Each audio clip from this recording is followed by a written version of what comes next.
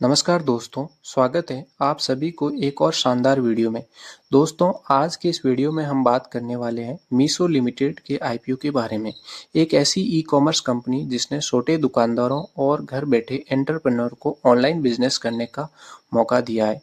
तो चलिए समझते हैं स्टेप बाय स्टेप इस आईपीओ के में इन्वेस्ट करना चाहिए या नहीं। सबसे पहले कंपनी के बारे में जानते हैं। मीशो की शुरुआत 2015 में विनीत आत्रे और संजीव बर्नवाल ने की थी।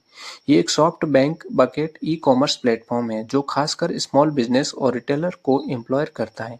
मीशो खासकर टीयर 2 और टीयर 3 सिटीज में फेमस है क्योंकि यहाँ लोग कम प्राइस में फैशन, होम और लाइफस्टाइल प्रोडक्ट खरीदते हैं। मीशो की यूएसपी है low cost online selling, wide product range और टीयर 3 तक डीप रिच है। आज मीशो भारत की सबसे तेजी से बढ़ती हुई ई कॉमर्स कंपनी में से एक है। अब बात कर आते हैं आईपीओ डिटेल्स पर। आईपीओ 3 दिसंबर से 5 दिसंबर के बीच ओपन रहेगा। प्राइस बैंड 105 से 111 रुपये पर शेयर रखा गया है। लॉट साइज 135 शेयर्स का है। मिनिमम इन्वेस्टमेंट 14,985 रुपये का है। टोटल इशू साइज 5,421 करोड़ का है, जिसमें से 4,250 करोड़ फ्रेश इशू है। 1,171 करोड़ ऑफर फॉर सेल है। रिटेल कोटा 10% रखा गया है। लिस्टिंग बीएसई और एनएसई दोनों पर होगी। लिस्टिंग डेट 10 दिसंबर को रखी गई है। अब बात करते हैं कंपनी की फाइनेंशियल डिटेल, जो बहुत ही जरूरी है। रेवेन्यू ग्रोथ की बात करें तो फाइनेंशियल 2023 में कंपनी का रेवेन्यू 5,897 करोड़ था, जो 2024 में बढ़कर 7,859 करोड़ हो गया है और सितंबर 2025 तक कंपनी ने 5,857 करोड़ की इनकम जनरेट की है, जो ग्रोथ स्ट्रॉन्ग है। प्रॉफिटेबिलिटी की बात करें तो कंपनी के लिए प्रॉफिटेबिलिटी अभी भी चुनौती है। 2000 फाइनेंशियल 2023 में कंपनी को 1671 करोड़ का लॉस हुआ था। वही 2024 में लॉसेस घटकर 327 करोड़ रह गया, लेकिन फाइनेंशियल 2025 में लॉस फिर से बढ़कर 3,941 करोड़ हो गया।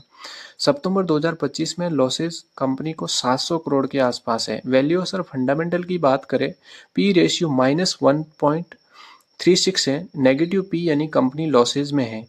अर्निंग पर शेयर की बात करें, ईपीएस -9.5 रुपीज है, यानी प्रति शेयर कंपनी लॉसेज जनरेट कर रही है।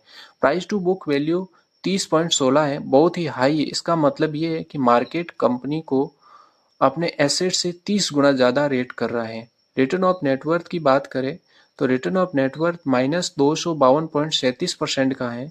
ये एक मैसिव रेड फ्लैग है। Return of net worth negative return of net worth company के शेयर होल्डर के कैपिटल को लॉसेज में कन्वर्ट कर रही है। आईपीओ के अनुमानित मार्केट कैप 50,000 करोड़ हो है। कंपनी लॉसेज में है, फिर भी वैल्यूएशन बहुत ही हाई है। इसका कारण है फ्यूचर ग्रोथ एक्सपेंशन।